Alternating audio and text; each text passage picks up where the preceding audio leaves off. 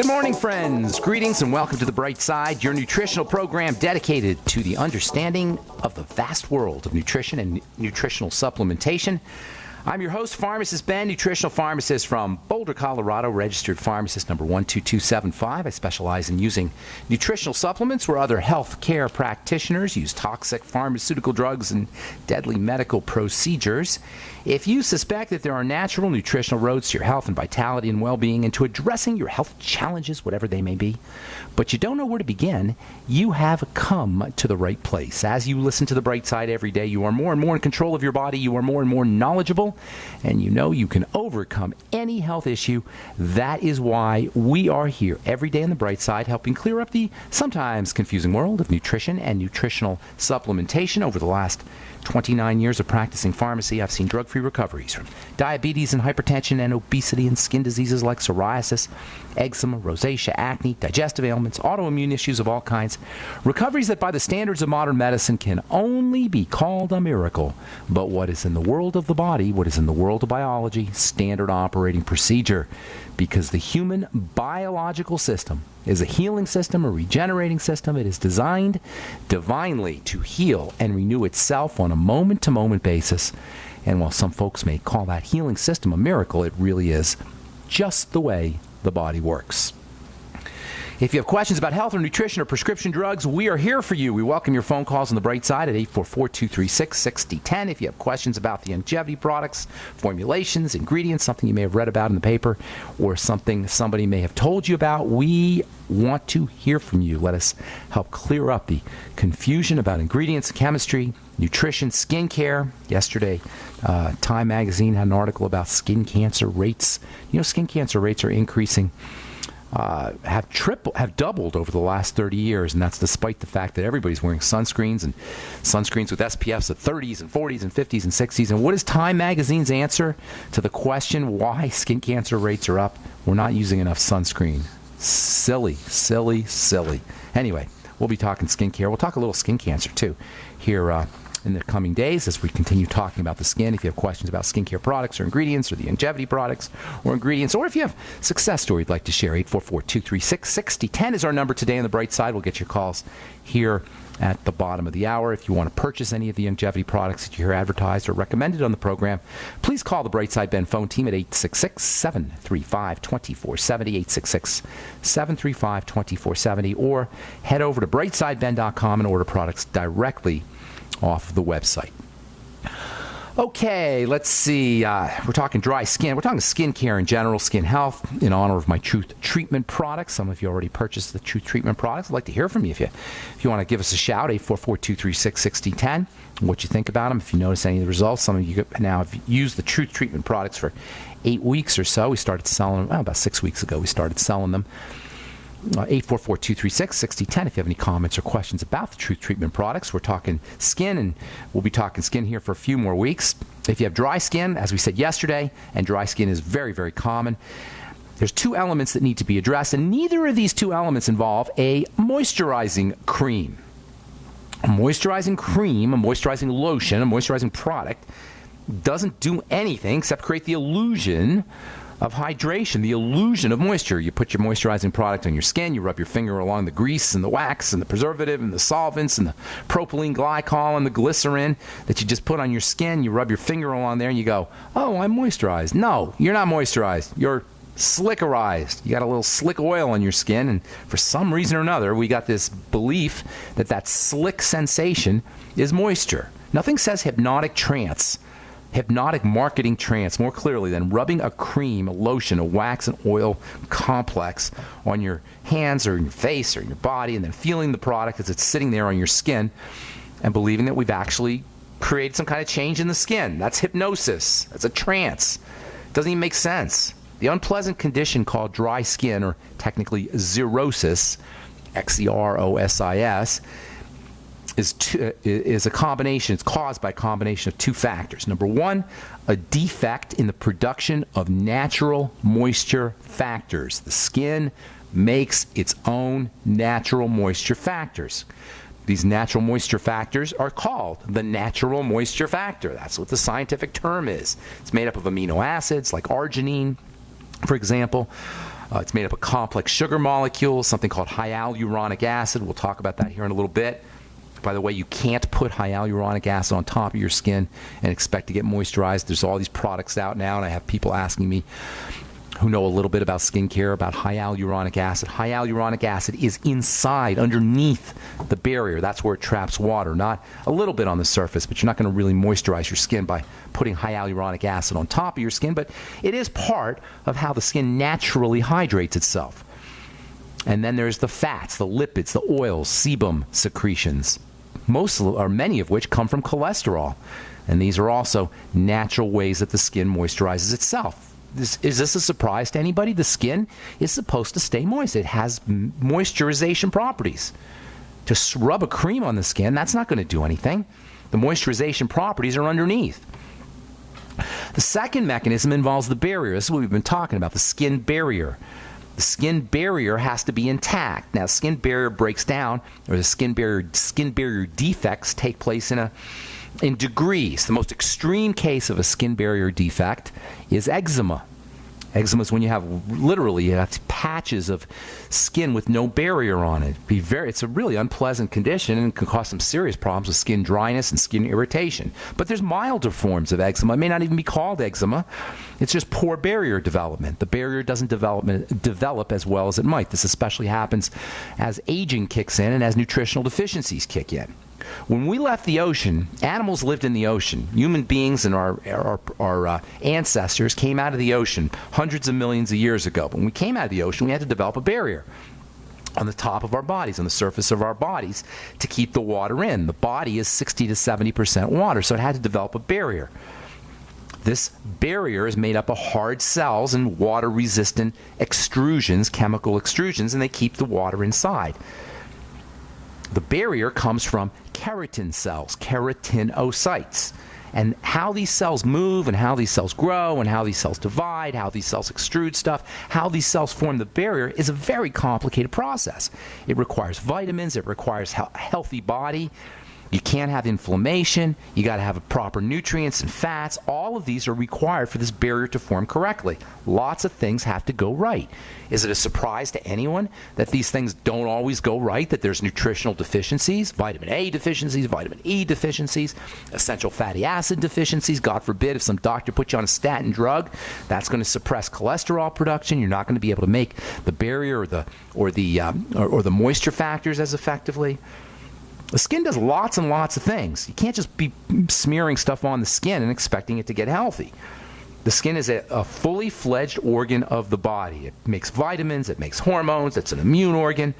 It secretes protective chemicals, it secretes inflammatory chemicals, it secretes antibacterial chemicals. It's got bacteria on it, probiotics, good bacteria on it. And it makes its own natural sunscreen, by the way. And it makes its own natural moisture factors. The skin is absolutely amazing. It looks like nothing's happening. You look at your arm, it looks like nothing's happening. But this is an incredibly dynamic system. Just as dynamic as the heart or the spleen or the lungs or the liver, just as organ-like as any other organ in the body. Because it's covered with this hard coating, it just looks inert. It is not inert. And it's important that we recognize this so that we treat it correctly. The skin regulates temperature. It's a shock absorber. It emits chemicals to communicate to our friends and our neighbors and our enemies that we're here, pheromones, chemicals that communicate love and safety and fertility, as well as territorial messages. But the main role of the skin, the number one role of the skin, is to act as a barrier, to protect the internal structures of the body, to prevent the entrance and interference of microbes, fungus, and bacteria, and ultraviolet radiation as well, and to prevent against mechanical injury, and then the most important role, which is to keep moisture in. Researchers can assess the moisturization properties of the skin by TEWL. We talked about that yesterday. Transepidermal water loss. And this is how they determine how effective a so-called moisturizer is. This is why wax and Vaseline and oils have become the mainstay of moisturizer formulations. They decrease water loss. They seal the surface. The problem is you don't want to be sealing stuff. I'm Pharmacist Ben. You're listening to The Bright Side on the Genesis Communication Network. 844-236-6010 is our number. We'll be back after this. All right, we're back on The Bright Side. I'm Pharmacist Ben. 844-236-6010 is our number. We'll get your calls here in just a couple of moments. 866-735-2470 is the phone number for the Brightside Ben phone team if you want to purchase any of the longevity products you hear advertised on the program, the Healthy Start Pack, the Biolumin Nightly Essence. We're going to talk to the manufacturer of the Biolumin Nightly Essence tomorrow, and the formulator, Troy Apule, I believe he says his last name. We'll talk to him tomorrow on the Bright Side. If you're interested in purchasing the Biolumin Nightly Essence, the Fucoid Z, or the Healthy Start Pack, or any of the longevity products you hear advertised on the program, call the phone team at 866-735-2470. Make sure you ask about joining the Brightside Ben team also for a one-time $25 fee. You can start yourself a longevity business, earn thank you checks, get your products at the wholesale price, and help spread the word about the power and importance of a good nutritional supplement program. Okay, we're talking skin. Some of you may have seen Time Magazine this week. Headline here, or a headline on the story, why skin cancer rates are up. Time Magazine says skin cancer rates are up because we're not wearing enough sunscreen. Skin cancer rates are up for the same reason all cancer rates are up, is because we're not healthy.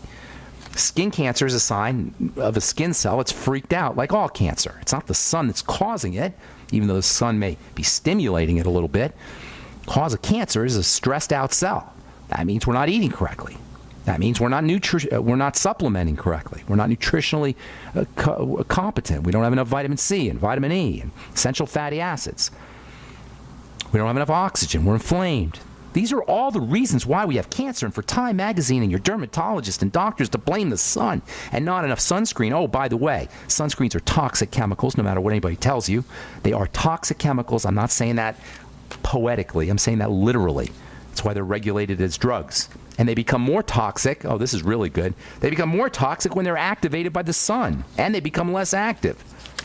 You've got to wear sunscreen. And by the way, there's a difference between sunscreens and sunblocks. If you've got to wear sunscreen, octyl methoxycinnamate or octacrylene or oxybenzone, wash it off as soon as you can and don't wear one unless you need it. Absolutely, positively need it.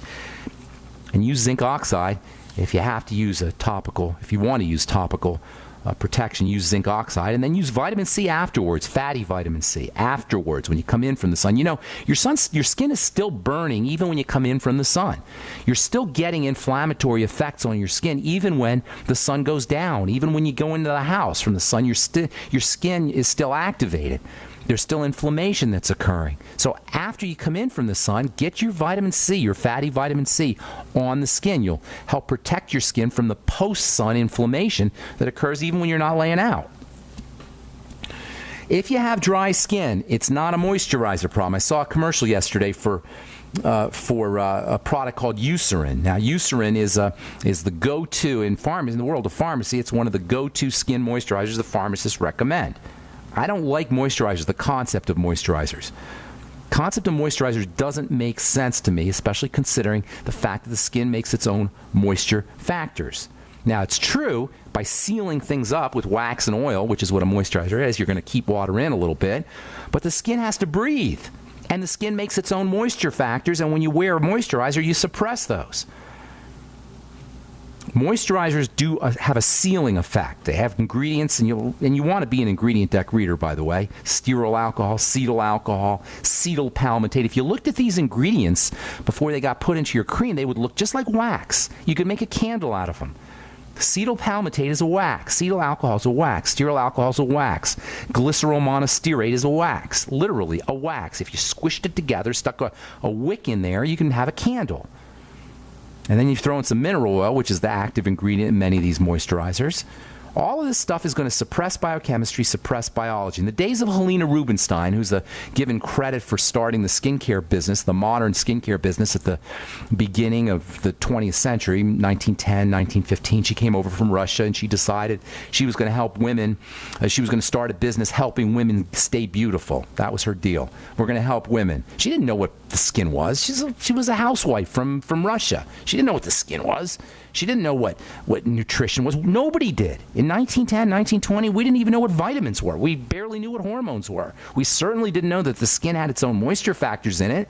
We certainly didn't know that the skin was an immune organ. We didn't even know what the immune system was. Helena Rubinstein may have been a sweet lady. Maybe not. I don't know.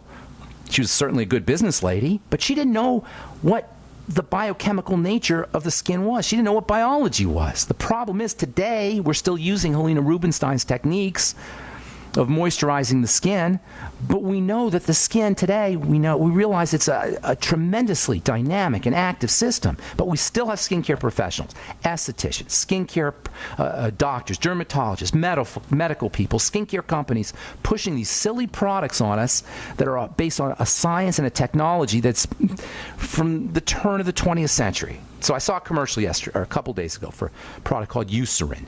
Eucerin, Eucerin, Eucerin has a reputation for being the dermatologist and the pharmacist's go-to choice for treating dry skin. Now you go to the ingredient deck, and you always want to be an ingredient deck reader. You see the ingredient deck. First ingredient on Eucerin cream. I'm just using this as an example. You could take Lubriderm or Cetaphil or Amlac or any other standard product, standard moisturizing product. You'll see the first ingredient is going to be water, and it's usually 80 to 90%. If it's a cream, maybe 70%. That's a lot of water. 70 to 90% of your cream or lotion is going to be water, right off the top. The next ingredient in Eucerin, mineral oil. Now, I've been formulating for a long time, so I know that the mineral oil is in there about 10%. So you got your water, maybe 70%, 75%. You got mineral oil at 10%. Bingo, you're up to almost 85-90% of your product is water and mineral oil. Your Eucerin. This is the premium go-to moisturizing product, folks. The third ingredient, isopropyl myristate. It's a fake oil. Isopropyl myristate is a pretend oil. It's a cheap oil or oil-like substance. Again, not going to do anything for your skin. It's just going to give you a little slick sensation. That's another 5%. So now you're talking about 90% plus of your product is water, mineral oil, isopropyl myristate, which is a fake oil. Fourth ingredient, PEG 40 sorbitan peroleate. What's that? An emulsifier. That's in there about 2%, and not a very nice emulsifier either, by the way. So now you're up to over 90% of your product. This is Eucerin. This is the go-to moisturizing lotion or cream. Water, mineral oil, isopropyl myristate, PEG 40 sorbitan peroleate. Fifth ingredient, glycerol linoleate, another wax-like substance. That's probably 1 or 2%. Oh, here's the active ingredient. You ready for this? 1, 2, 3, 4, 5. Sixth ingredient, sorbitol, sugar. Sorbitol, yes, the same stuff that's in diabetic candies. Why would they put sorbitol in Eucerin? Because it absorbs a little bit of water. They say it's a humectant. Humectant is an ingredient that absorbs a little bit of water. Seventh ingredient, propylene glycol. That's another slickerizer. Doesn't do anything for your skin, just creates a little slick sensation. Next ingredient, acetyl palmitate, a wax, to give it a little thickening and a little body. Magnesium sulfate and aluminum stearate, again, thickeners, kind of puff the product out a little bit. Next ingredient, the ninth ingredient, lanolin alcohol. That's in there about 0.25% maybe. And that's got a little bit of kind of gooiness to it, maybe seals the barrier a little bit. And then you're into your nasty preservatives, something called BHT, butylated hydroxytoluene. That one's not all that bad. But then you come into two really nasty preservatives, methyl chloro thiazolinone, methyl isothiazolinone. Two very unpleasant preservatives. That's your go-to moisturizing product, folks. There's nothing in there. Are you kidding me? This is the state of the skincare business, but if you've got dry skin, there is truly stuff you could do topically as well as internally. I'll tell you a couple of them, a couple of things you could do when we come back from our break. I'm Pharmacist Ben. You're listening to The Bright Side.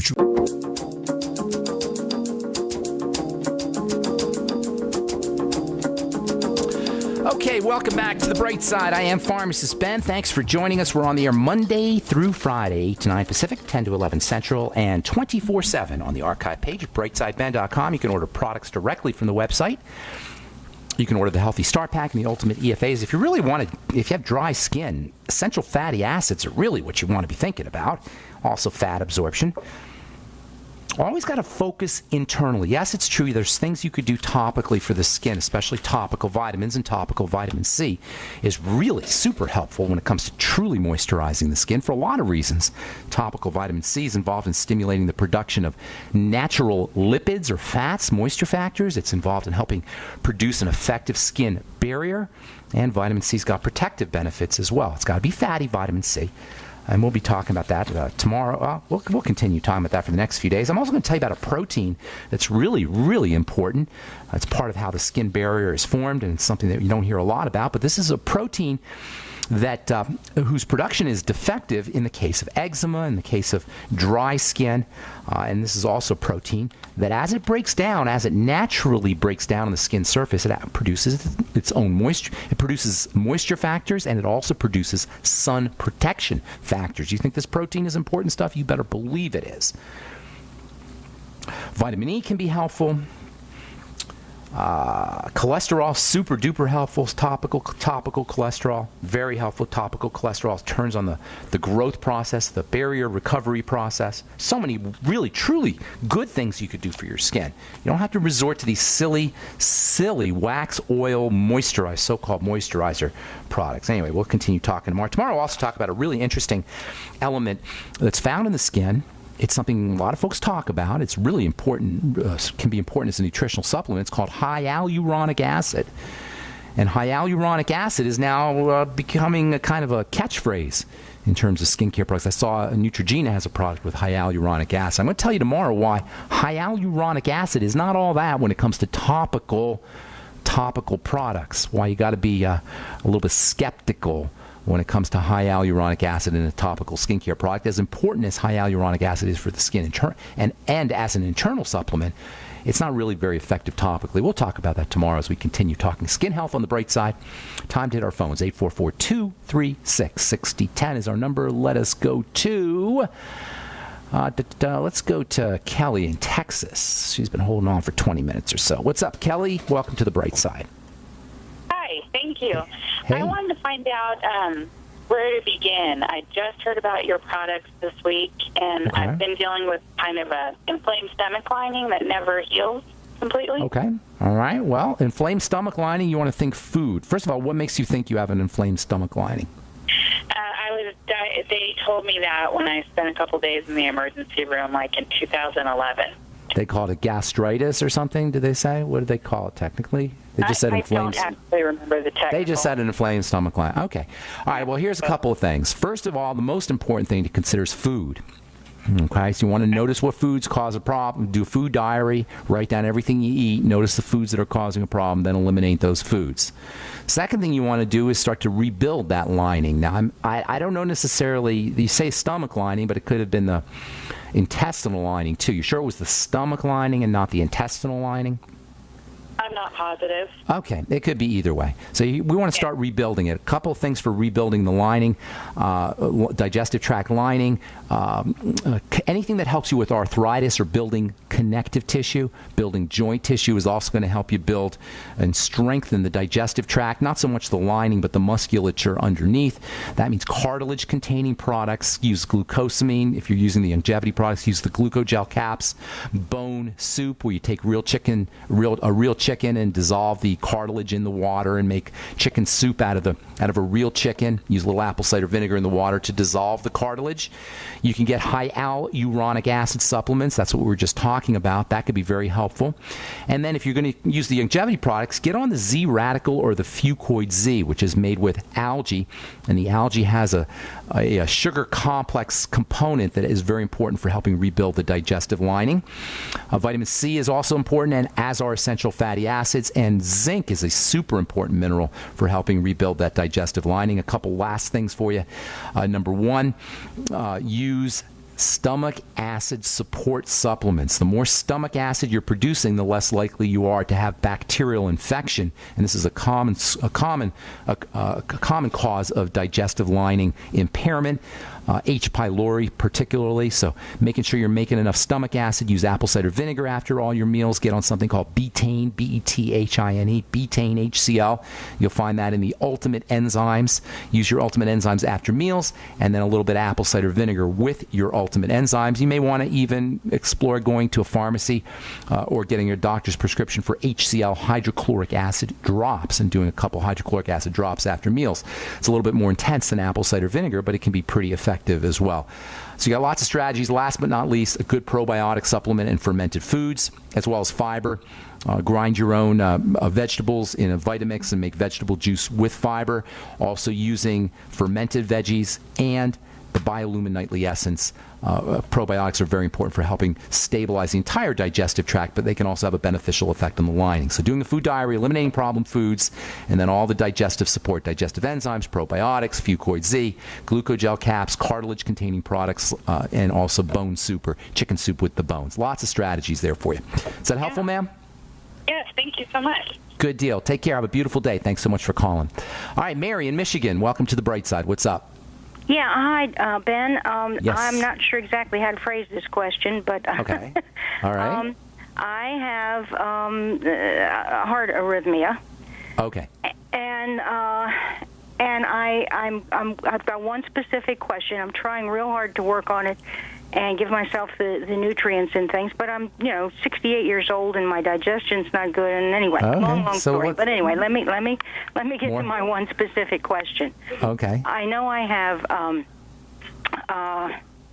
osteoporosis of the jaw.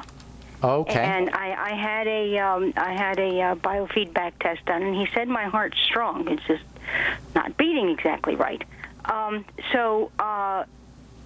My question is, I've got some abscesses. Now, my teeth are all good. I think the abscesses are coming from the osteoporosis and maybe not sufficient anchorage for the teeth or something. But anyway, Are you on any medicine? No. Okay. All right. Well, listen. This is not a complicated issue. I mean, it sounds complicated because there's all these different things going. You got osteoporosis, you got the heart problem, you got abscesses, etc. So it sounds like there's a lot of stuff happening. But really, what's occurring, Mary, is your body's breaking down. Right. That's basically what's happening. Okay. All right. So let's cut to the chase here. You're falling apart. The body's breaking down. But I'm saying that with love because we're going to turn it around for you. All right. The heart arrhythmia is telling me that there's some kind of emergency. This is what a heart arrhythmia is really. It's a sign that the body is in major distress mode, and the electrical conductivity in the heart, the electrical energy in the heart, is not flowing as it should, following this kind of inflammatory distress response. So we got to figure out why is your body in distress, and there's lots of reasons why it is. The first most important reason, and this is also going to be associated with heart arrhythmias, is a lack of oxygen. Hypoxia, low blood oxygen.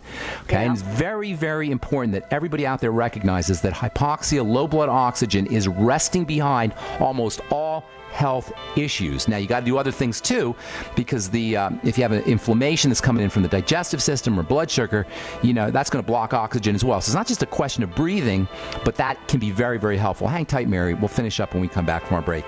I'm Pharmacist Ben. You're listening to The Bright Side on the Genesis Communication Network. We'll be back right after this. Don't go away.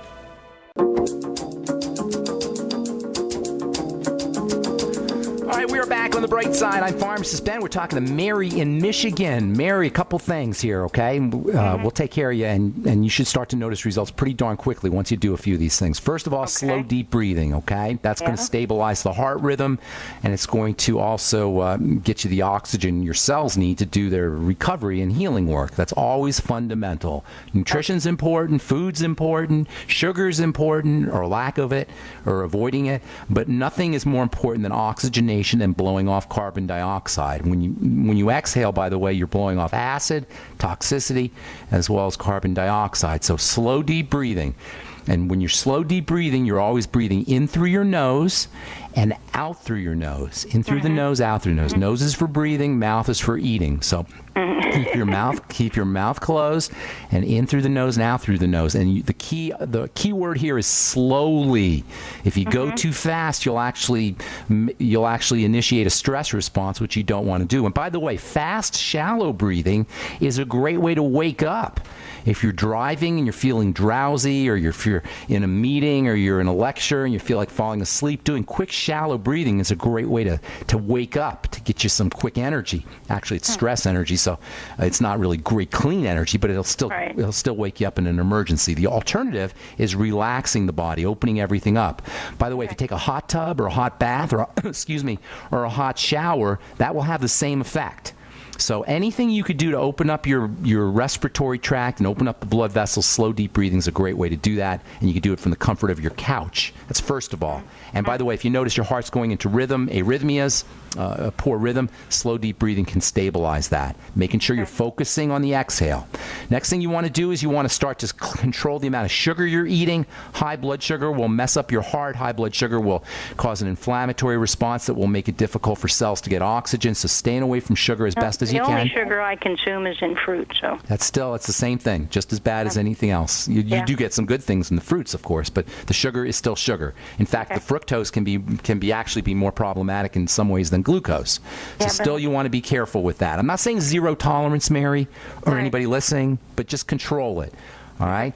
And then the third thing is you got to start focusing on digestive health. As long as you got stuff coming in, and it sounds like you do, stuff coming into your blood through the digestive tract that's causing a problem, and you'll know it by digestive symptoms, it's going to be very difficult to reverse the osteoporosis or control the heart rhythm. Right. But my concern was, I know that rotten teeth and bad gums can damage your heart. That I know. It's a circle. The heart damages, your heart problems and your internal problems cause the problems with the gums and the teeth, and then that feeds back in a circle and causes heart problems. So you got to, why you got. So I'm concerned. I've been trying to save these teeth because the abscesses don't bother me. Apparently I'm controlling them fairly well.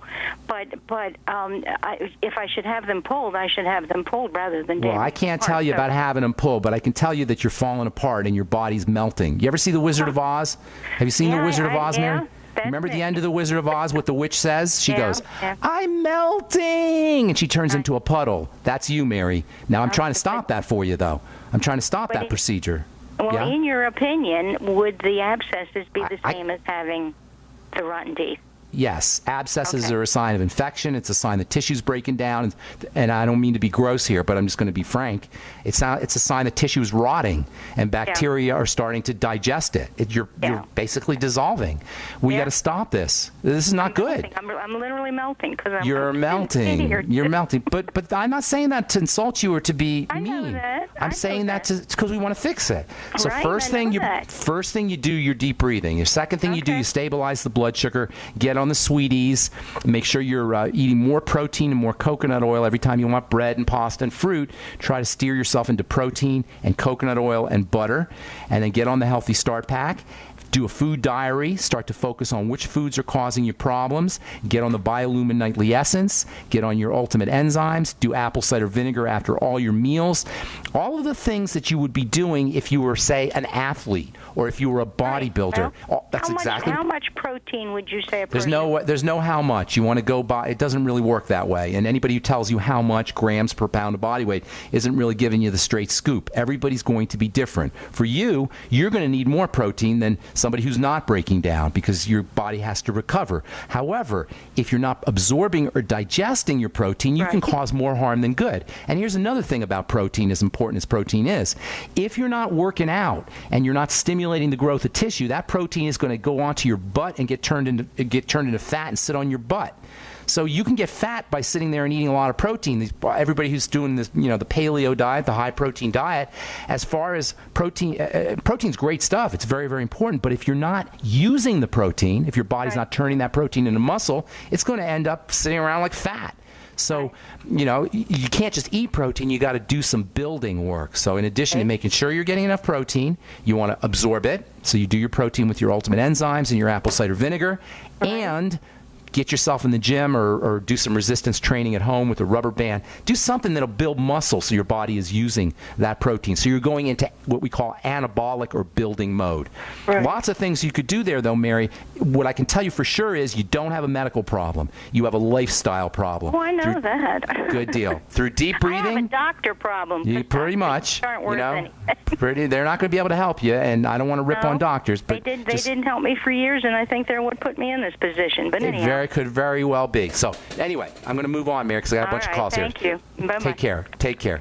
Deep breathing, control your sugar, take care of your digestive system, make sure you got enough protein, and then some anabolic or resistance training to build up muscle. All right, RC in California. What's up, my friend? How you doing, buddy? RC. Yes, what's up, bro? How you doing, man? Hey, Can you mix ascorbyl palmitate in powder form in capsules with moisturizing lotion? No, ascorbyl palmitate, and you're cutting out there, RC, but I heard you say, and correct me if I'm wrong, ascorbyl palmitate, make your own in break open an ascorbyl palmitate capsule and put it in a moisturizing lotion. Is that what you're talking about? Yeah. No, ascorbyl palmitate, and there's a reason why you don't see ascorbyl palmitate in very many products, although if you go to my Truth products, you'll find omega-6 healing cream made with a bunch of ascorbyl palmitate. Ascorbyl palmitate is very difficult to work with. It's inert. It's stiff. It's like a rock. It doesn't do anything until it's broken down. Now, you can break it down through some creative chemistry, which is how I did it with my omega-6 healing cream, but it won't break down just by adding it to a moisturizing cream. You're not going to get very much benefit from it, which is why you got to buy my omega-6 healing cream, because I figured it out for you. So and that's on Truth. Pretty much. You're not going to see more than 1% or so, even less, 0.5% ascorbyl palmitate in very many topical products. If you use my Truth treatment product, you'll get 12% ascorbyl palmitate, because I'm a chemist. I figured it out quite a few years ago, actually. And so you can use that. Or if you want to make your own fatty vitamin C, you might try mixing. It's still not going to work very well. I was going to say mix your ascorbyl palmitate in some straight oil, but it's still not going to work. Ascorbyl palmitate is just very, very stiff and solid. It doesn't react very effectively. So you have to go to truthtreatments.com and check out the omega-6 healing cream. That's 12% ascorbyl palmitate. Thanks for your call, RC. Appreciate it. Let's see. Mary in Washington, welcome to the bright side. What's up? Mary. Going once. Hi. Hey, Mary. What's up? I'm here. Hey. A couple of weeks ago, I started to have low right abdominal pain. Okay. I just kind of manned up and dealt with it, figured it was gas, something I ate. Okay. But it ended up being I had a CT scan. She was worried it was the appendix. Okay. I have a avocado-sized ovarian cyst. I've had a partial hysterectomy. Oh, my goodness. You just have one, or you have multiple cysts? I have one, but it Wow. has actually a crease in it, so it looks like two. Okay. I have not had an ultrasound yet. Well, here's the thing. You got two words to know when you have cysts. The first word is estrogen, and the second word is sugar or insulin. And those are the two elements that you want to control. Anytime there's growths, cysts or fibroids or skin tags, anytime cells are dividing rapidly, endometriosis, for example, anytime you have cells dividing rapidly or growths, you want to think about estrogen and you want to think about insulin. Now, when I say think about estrogen, I'm talking about how the body processes estrogen, and that usually means a digestive issue. Estrogen is a fatty substance, a fatty hormone, and it gets broken down into many, many different types of estrogen. So you have three main estrogens, and they all get broken down into junior estrogens or types of estrogens. And these breakdown products, the ratios and their proportions are very complicated. And when they get thrown off, that's one of the ways that cysts develop in fibroids and endometriosis. It sounds like if you had a hysterectomy that you have a history that way. Get yourself on the Biolumin Nightly Essence #1. 3 capsules in the morning, 3 capsules at night. Use the Healthy Start Pack. I'd be doing 9 essential fatty acid capsules. Focus on fat metabolism and fat absorption. And then treat yourself like a pre-diabetic or a diabetic. Use the Sweeties product and start to stabilize or at least minimize your intake of fast-burning sugars and carbohydrates and fruits. And then, of course, the whole Healthy Start Pack. That goes without saying. You might also want to throw in the Ultimate Enzymes and the Ultimate Selenium, which has anti-estrogen or estrogen protection properties. So many things you could do. All right, that's all the time we have for today. Thanks for listening, friends. Tomorrow we'll continue talking skin, and we'll talk a little Biolumin Nightly Essence with the formulator and manufacturer. Thanks for listening. Have yourselves a wonderful, spectacular day. We'll talk to y'all later, folks. Bye for now.